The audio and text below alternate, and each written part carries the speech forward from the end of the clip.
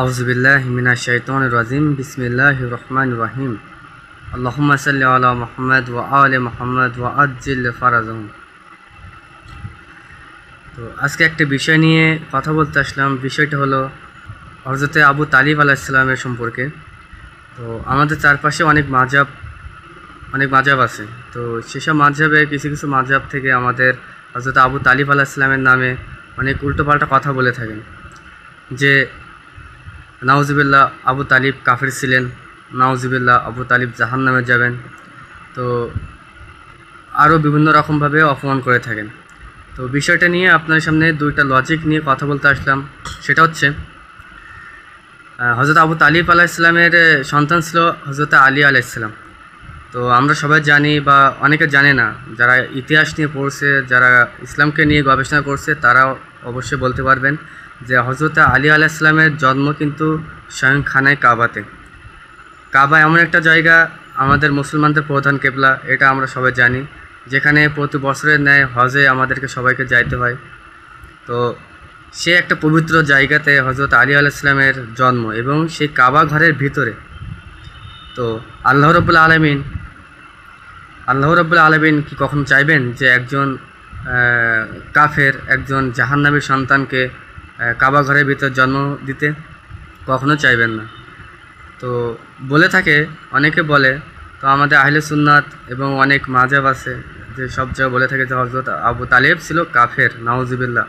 তো এটা আসলে কখনো মেনে নেওয়া সম্ভব হয় না। কারণ হযরত আলী আলাইহিস সালাম যদি কাবা ঘরের ভিতরে জন্মগ্রহণ করেন, তাহলে আল্লাহ রাব্বুল আলামিন কখনো চাইবেন না যে একজন কাফেরের সন্তানকে কাবা ঘরে জন্ম দিবেন, নাউজুবিল্লাহ। হযরত আবু তালিব আলাইহিস সালাম কাফের ছিলেন না, উনি ইসলামের একজন প্রধান স্তম্ভ ছিলেন। তো এখান থেকে আমরা বুঝতে পারি যে যেহেতু হযরত আলী আলাইহিস সালাম কাবা ঘরের ভিতরে জন্ম, তাহলে তার বাবা একজন কাফের হবে, এটা মেনে নেওয়া অসম্ভব। তো এখানে আমরা পরিষ্কার বলতে পারি যে হযরত আবু তালিব আলাইহিস সালাম একজন মুমিন ছিলেন, একজন ইসলামের প্রধান স্তম্ভ ছিলেন। দ্বিতীয়ত সেটা হচ্ছে নবী করিম সাল্লাল্লাহু আলাইহি সাল্লাম তার জীবনে,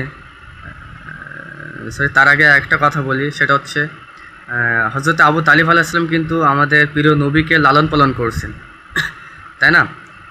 তো যদি আমাদের রাসূলুল্লাহ সাল্লাল্লাহু আলাইহি সাল্লামকে লালন পালন করছেন হযরত আবু তালিব আলাইহিস সালাম, তাহলে হযরত আবু তালিব আলাইহিস সালাম যদি একজন কাফের যদি হয়ে থাকতেন বা একজন যদি জাহান্নামী হয়ে থাকতেন, তাহলে একজন শ্রেষ্ঠ নবী, শেষ নবী, শ্রেষ্ঠ নবী, আমাদের হচ্ছে ইসলামের যে আমরা যার উম্মত, যে তাকে লালন পালন করছে যে ব্যক্তি, তাকে আমরা কাফের বলতে পারি কিভাবে? এটা মানুষের ব্রেন, মানুষের লজিক, মানুষের জ্ঞান বিবেক যে কীভাবে কাজ করে, এটা আসলে অসম্ভব, বোঝা অসম্ভব যে হযরত আবু তালিবকে কাফের বলছে এবং তাকেই নবী করিম সাল্লাল্লাহু আলাইহি সাল্লামকে আপনার লালন পালন করছে। তাহলে একজন কাফেরের ঘরে হযরত মুহাম্মদ মুস্তাফা সাল্লাল্লাহু আলাইহি সাল্লাম কীভাবে লালন পালন হয়, কীভাবে বড় হয়, কীভাবে গড়ে ওঠে, তাই না? হ্যাঁ, এখানে অনেকে বলবে যে হযরত আবু তালিব তো তার চাচা ছিলেন। তো তার চাচা তো ছিলেন, ঠিক আছে, তার চাচা তো আর একজন ছিলেন না, হযরত আবু তালিব ছিলেন না, তার চাচা কিন্তু আরও অনেকেই ছিলেন। তো তাহলে হযরত আবু তালিবকে কীভাবে কাফের আপনারা বলতে পারেন যে হযরত আবু তালিব আলাইহিস সালাম কাফের ছিলেন? নাউজুবিল্লাহ। তো এটা তো আরেকটা গেল। আর মেন যে পয়েন্ট, কারণ দুইটা পয়েন্ট এখানে অনেক গভীর জ্ঞানের বিষয়, দুইটা পয়েন্টে যাদের বিবেক জ্ঞান বুদ্ধি থাকবে তারা আসলে বুঝবে যে প্রথমত হযরত আলী আলাইহিস সালামের কাবা ঘরে জন্মগ্রহণের কারণে যে তাকে হযরত আবু তালিব আলাইহিস সালামকে কাফের বলছে, এটা নাউজুবিল্লাহ কখনোই সম্ভব না। কারণ আল্লাহ রাব্বুল আলামিন কখনো চাইবেন না যে কাফেরের সন্তানকে কাবা ঘরে একটা পবিত্র জায়গায় জন্ম দিতে। তো এখান থেকে পরিষ্কার যে উনি কাফের ছিলেন না। তারপর প্রিয় নবী সাল্লাল্লাহু আলাইহি সাল্লাম যখন তার জীবনের যে সঙ্গী, অর্থাৎ যে বিবাহ বার্ষিকী আয়োজন হয়, তো সেখানে প্রধান ভূমিকা কিন্তু হযরত আবু তালিব আলাইহিস সালামের, তাই না? প্রধান ভূমিকা কিন্তু হযরত আবু তালিব আলাইহিস সালাম। কারণ দেখেন, প্রিয় নবী সাল্লাল্লাহু আলাইহি সাল্লাম যখন বিবাহ করেন, তখন সেই বিবাহটা পড়ায় কে? হযরত আবু তালিব আলাইহিস সালাম। তাহলে উনি যদি মুসলিম না থাকে, উনি যদি মুসলিম না হতেন বা উনি যদি ইসলামের ভিতরে না থাকতেন, তাহলে কখনোই প্রিয় নবীকে বিবাহ করাতে পারতেন না, তাই না? কখনই কি রাসূল করিম সাল্লাল্লাহু আলাইহি ওয়াসাল্লামকে কি বিবাহ পড়াতে পারতেন? প্রিয় নবী ইচ্ছা করলে তো পারতেন যে একজন বুজুর্গ, একজন ইসলামিক, একজন ইসলাম সম্পর্কে জ্ঞান রাখা, হ্যাঁ, এবং একজন আলেমকে নিয়ে তো উনি তার বিবাহকে মানে পড়াতে পারতেন।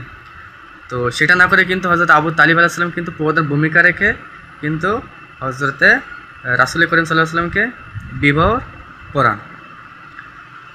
ঠিক আছে? তো এখান থেকে তো বলা যায় যে হযরত আবু তালিব আলাইহিস সালাম কাফের ছিলেন না। আর যদি কাফের হয়ে থাকেন তাহলে কাফের তো কখনো একটা মুসলমানকে বিবাহ দিতে পারে না। কোনো কাফের কখনো পারবে না যে একজন মুসলিমকে বিবাহ দিতে। আর প্রিয় নবী তো কখনো চাইবেন না যে একজন কাফেরের মাধ্যমে আমার বিবাহ হোক, তাই না? তো এখানে অনেকগুলো লজিক আছে। আমি জাস্ট কয়েকটা ধারণা দিয়ে আপনাদেরকে বুঝালাম যে হযরত আবু তালিব আলাইহিস সালাম কিন্তু কাফের ছিলেন না, উনি একজন ইসলামের প্রধান ব্যক্তিত্ব ছিলেন। ঠিক আছে? যাকে লালন পালন করছেন, যে নবী আমাদের প্রিয় নবী, আমরা যে নবীর উম্মত, তাকে লালন পালন করছেন, তার বিবাহ বন্ধনে আবদ্ধ করিয়েছেন এবং তার বিবাহ পড়িয়েছেন। এবং হযরত আলী আলাইহিস সালাম কাবা ঘরের ভিতরে জন্ম কার সন্তান? হযরত আবু তালিব আলাইহিস সালামের সন্তান, যে যার জন্ম কাবা ঘরের ভিতরে। ইভেন্ট আপনার রাসূল করিম সাল্লাল্লাহু আলাইহি ওয়াসাল্লামের কিন্তু হযরত আলী আলাইহিস সালামের জামাতা, রাসূল করিম সাল্লাল্লাহু আলাইহি ওয়াসাল্লামের জামাতা কিন্তু হযরতে আলী আলাইহিস সালাম, এবং তার চাচাতো ভাইও। তাহলে তার চাচাকে আপনারা কাফের বলবেন, হযরত নবী করিম সাল্লাল্লাহু আলাইহি ওয়াসাল্লামের চাচাকে আপনারা কাফের বলবেন, নবী করিম সাল্লাল্লাহু আলাইহি ওয়াসাল্লাম চাচাকে আপনারা জাহান্নামী বলবেন। নাউজুবিল্লাহ নাউজুবিল্লাহ নাউজুবিল্লাহ মিন যালিক। এই কথাগুলো আসলে একজন সুস্থ মানুষ, একজন জ্ঞানী মানুষ, তার মুখে কখনো সম্ভব না এই কথাটা। তো যাই হোক, আরও অনেক হাদিস আছে, হাদিস কোরআনের মাধ্যমে আপনারা চাইলে জানতে পারবেন। এবং আমাদের যে আহলে বাইতের যারা অনুসারী, হ্যাঁ, এবং যে শিয়া জাফরি ফিকা মাযহাবের যারা অনুসারী করে, যারা অনুসরণ আছে, হ্যাঁ, তাদের কাছে আপনারা শুনবেন, তারাও বলবে যে হযরত আবু তালিব আলাইহিস সালাম কাফের ছিলেন না। এবং আপনি হযরত আবু তালিব আলাইহিস সালাম সম্পর্কে বোঝেন, শোনেন, বই পড়েন, ইতিহাস দেখেন, ইতিহাস পড়েন, বোঝেন, তারপর আপনারা বিস্তারিত বুঝতে পারবেন যে হযরত আবু তালিব আলাইহিস সালাম কে ছিলেন। ঠিক আছে? হযরত আবু তালিব আলাইহিস সালাম কে ছিলেন এটা আপনারা বুঝতে পারবেন। আমাদের শিয়াদের ভিতরে অনেক বড় বড় আলেম আছে, আপনারা তাদের সন্নিকটে যাইতে পারেন এবং তাদের কাছে শুনতে পারেন, বুঝতে পারেন যে হযরত আবু তালিব আলাইহিস সালাম কে ছিলেন এবং উনি ইসলামের জন্য সবথেকে বড় ভূমিকা যে বহন করে, হ্যাঁ, বিষয়টা আপনারা জানতে পারবেন। তো যারা কাফের বলে না, অনেকে আছে যে কাফের বলে থাকেন, এবং আমিও নিজে কানে শুনছি যে আমাকে অনেকেই বলছে যে হযরত আবু তালিব আলাইহিস সালাম কাফের, সে তো জাহান্নামে যাবে। হ্যাঁ, তো এই আর কি। তো এরকম অনেক আমরা শুনি, আমরা যারা আহলে বাইত অনুসারী, আমরা যারা জাফরি ফিকা মাযহাবের অনুসারী, তারা অবশ্যই আমরা শুনে থাকি যে আমাদেরকে অনেকেই বলে থাকে যে হযরত আবু তালিব আলাইহিস সালাম কাফের, হ্যান ত্যান, নাউজুবিল্লাহ নাউজুবিল্লাহ নাউজুবিল্লাহ, এগুলো আমাদেরকে শুনতে হয়। কিন্তু শোনার পরও এখন বর্তমান যুগে আর বসে থাকা সম্ভব না, আমাদেরকে প্রতিবাদ করতে হবে। হযরত আবু তালিব আলাইহিস সালাম সম্পর্কে প্রতিবাদ করতে হবে। যারা এই কথা বলবে যে হযরত আবু তালিব আলাইহিস সালাম কাফের, তাদেরকে কিছু কিছু জ্ঞানভিত্তিকভাবে লজিক দিয়ে বোঝাইতে হবে এবং তাদেরকে হাদিস কোরআনের মাধ্যমে বোঝাইতে হবে।